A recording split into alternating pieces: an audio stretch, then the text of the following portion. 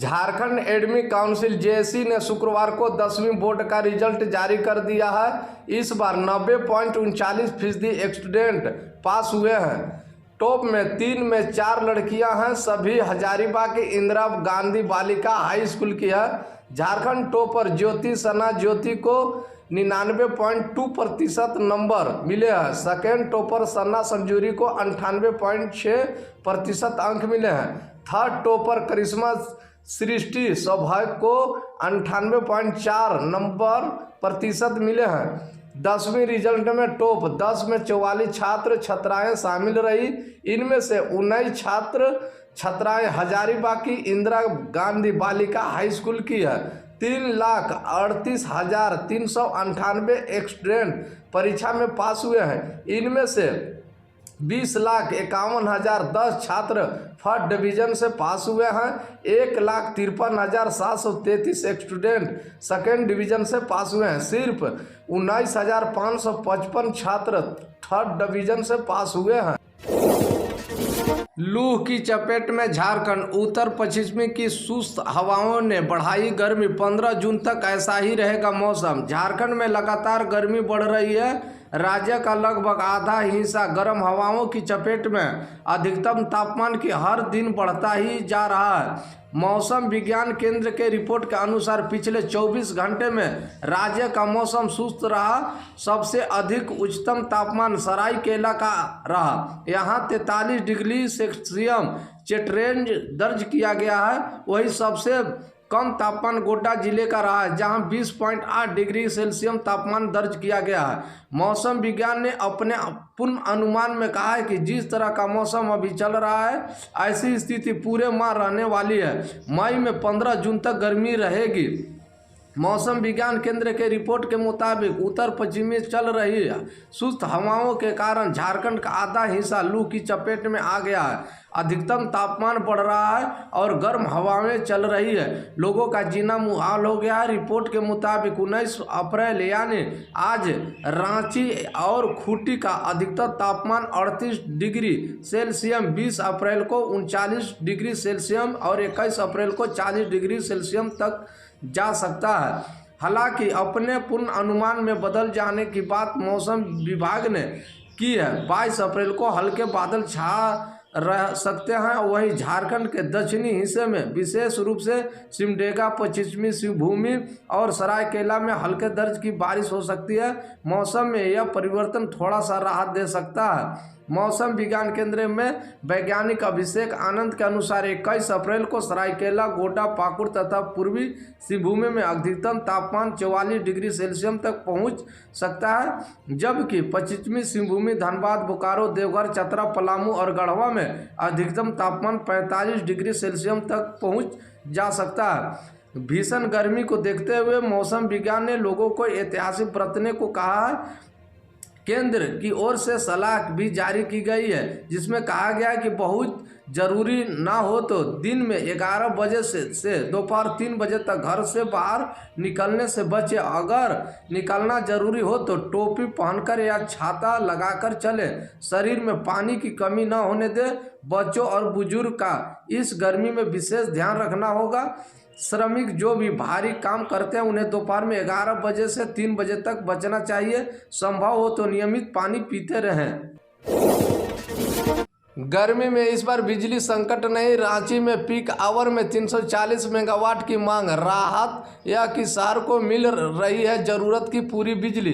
रांची में गर्मी अब सताने लगी है। पारा दिन प्रतिदिन बढ़ती जा रही है। बढ़ती गर्मी के साथ राजधानी में अचानक बिजली की खपत भी बढ़ गई है।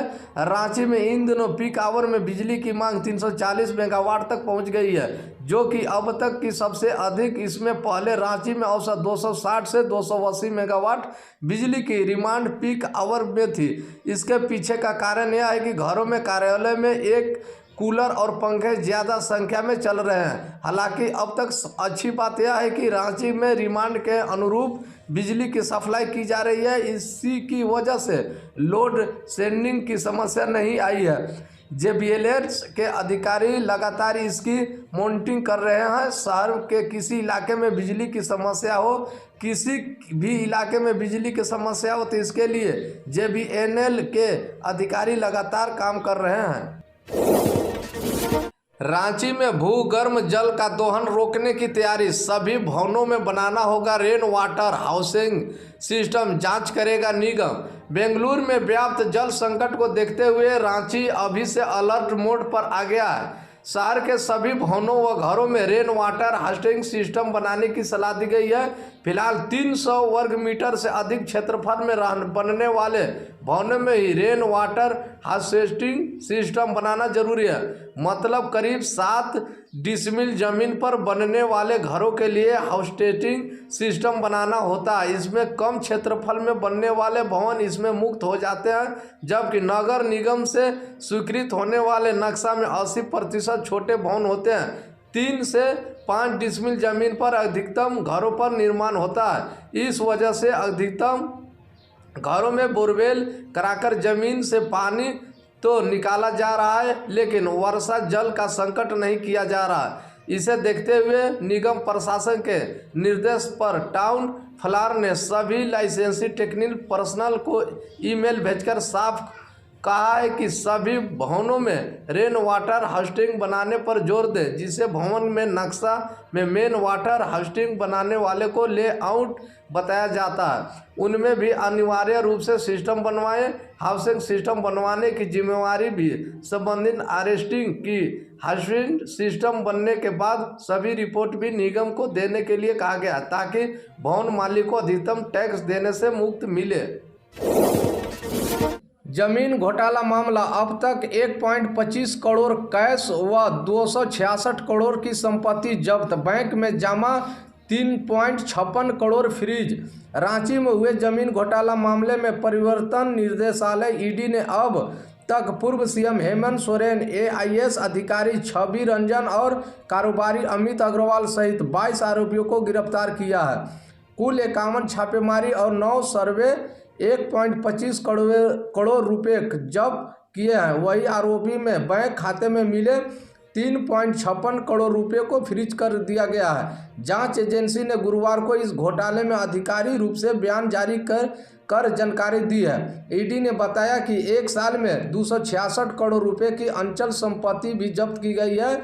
इस मामले में 3 चार्जशीट दाखिल की जा चुकी है। जांच में मिले तथ्यों में बारे में 14 बार राज्य सरकार को जानकारी दी गई है।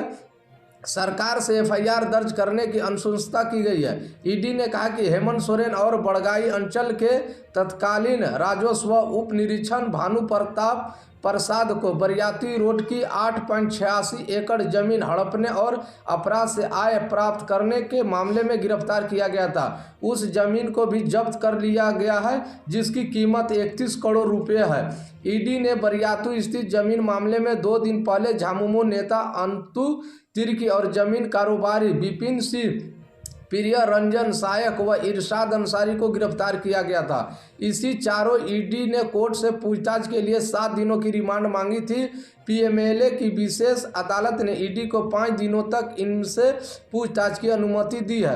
अब इनमें 22 अप्रैल तक पूछताछ होगी।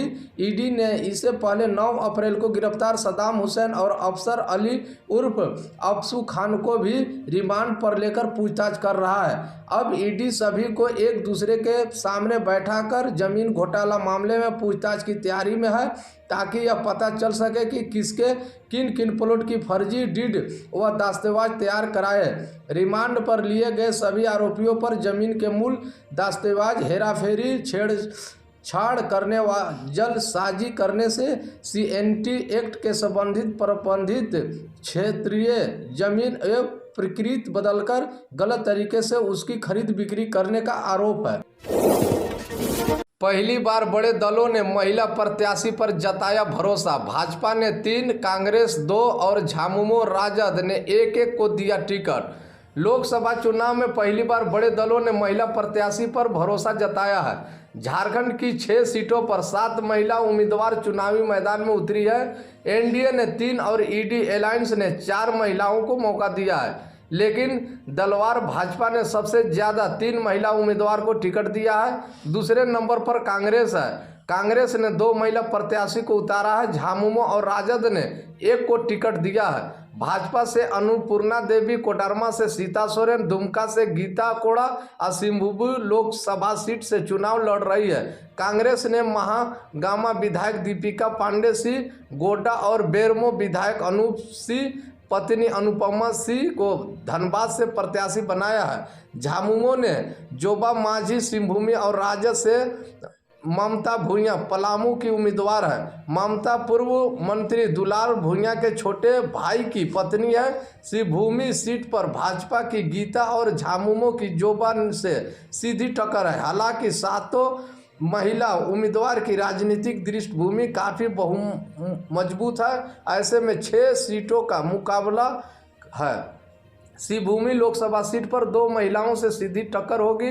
गीता कोड़ा कांग्रेस सांसद थी, वर्तमान में कांग्रेस छोड़कर भाजपा में आई है और चुनाव लड़ रही है। वे पूर्व मुख्यमंत्री मधु कोड़ा की पत्नी है। इसे क्षेत्र में मधु कोड़ा को मजबूत जनाधार है। गीता भी लगातार जमीन से जुड़ी रही है, ऐसे में उनकी स्थिति मजबूत बनी हुई है। दूसरी ओर जोबा माझी विधायक की छोड़कर झामुमो से चुनाव लड़ रही है। वे मंत्री भी थी। अहम बात यह है कि सिंहभूमि के सभी विधानसभा क्षेत्र में झामुमो के विधायक हैं, उनका समर्थन जोबा को मिल सकता है। सभी विधायक ने खुलकर साथ दिया तो बाजी को अपनी ओर मोड़ सकती है। धनबाद में कांग्रेस प्रत्याशी अनुपमा सिंह और भाजपा उम्मीदवार डुलू महतो के बीच कांटे का संघर्ष होगा। अनुपमा बेरमो विधायक अनूप सिंह की पत्नी और बेरमो कोयला चंद के दिग्गज नेता रहे राजेंद्र सिंह की बहू है। कोयला चंद में उनका मजबूत जनाधार है। वे पटना विवेश काले से राजनीतिक शस्त्र में एकजुट हैं।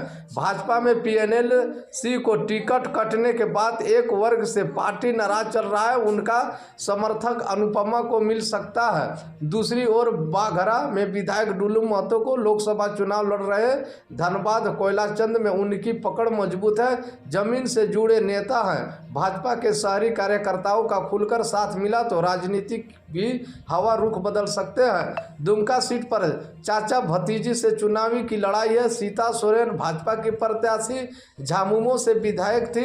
सोरेन परिवार का होने के नाते उनका मजबूत जनाधार है। भाजपा का संगठन भी यहाँ मजबूत है। 2019 में भाजपा के सुनील सोरेन ने झामुमो के दिग्गज नेता शिबू सोरेन को हराया था। भाजपा कार्यकर्ताओं का साथ सीता को मिला तो बाजी अपने पक्ष में हो सकती है। उनका मुकाबला झामुमो के नलिन सोरेन से है। नलिन को सीता चाची कहती है। हालांकि नलिन से पहले स्पष्ट कर दिया है कि राजनीतिक में रिश्ता काम नहीं आता। झामुमो का गढ़ माने जाने वाली दुमका सीट पर नलिन की स्थिति अच्छी बताई जा रही है। झामुमो कार्यकर्ता का सहयोग पूरी तरह मिला तो नलिन बाजी मार सकते हैं। पलामू में सड़क हादसा, मां बेटी समेत 3 की मौत। ऑटो की टक्कर से हुई सीधी टक्कर, अस्पताल इलाज में लापरवाही का आरोप। पलामू में बुधवार की शाम हुए सड़क हादसे में 3 लोगों की मौत हो गई है। वही घटना के में 1 दर्जन लोग घायल हुए हैं। घटना मेदिनीनगर पांकी मुख्य मार्ग पर खोड़काराहा की है। मृतक और जख्मी सभी चैनपुर थाना क्षेत्र के शाहपुर के रहने वाले हैं। मृतकों की पहचान जुगनू बीबी 45, साबिया और सायना के रूप में हुई है। मृतक जुगनू बीबी और साबिया मां बेटी है। बताया जा रहा है कि मनातू से लौट रहे ऑटो की टक्कर एक ट्रैक्टर से हो गई। मृतक और जख्मी सभी ऑटो में सवार थे। सभी सुबह 9 बजे के करीब ऑटो रिजर्व के मनातू स्थित बौराहा शरीफ दरगाह पर थे। शाम में दरगाह से लौटने के दौरान एक बाइक सवार को बचाने में ऑटो और ट्रैक्टर की आमने सामने भिड़ंत हो गई। एक्सीडेंट के बाद सभी को मेदिनी राय मेडिकल कॉलेज हॉस्पिटल में लाया गया। हॉस्पिटल में डॉक्टर के मौजूद रहने के बाद भी उनका इलाज नहीं होने पर लोग भड़क गए। लोगों का कहना था कि स्टाफ ड्यूटी छोड़कर भाग गए, इसी कारण समय पर इलाज नहीं हुआ और तीनों की मौत हो गई। वही घायलों को इलाज के लिए निजी नर्सिंग होम भेजना पड़ा। मौत से भड़के परिजन और स्थानीय लोगों ने शव के साथ हॉस्पिटल के पास दर्शन किया। इस दौरान हॉस्पिटल प्रबंधक के खिलाफ जमकर नारेबाजी की गई। प्रदर्शन कर रहे लोगों का कहना है कि मौत डॉक्टर की लापरवाही के कारण हुई है। प्रदर्शन कर रहे लोगों को समझाने सदर सीओ अमरजीत बल्होत्रा पहुंचे, मगर उनके आक्रोश के कारण उन्हें लौटना पड़ा। बाद में एसडीओ अनुराग तिवारी, एसपीडीओ मन्नी भूषण प्रसाद हॉस्पिटल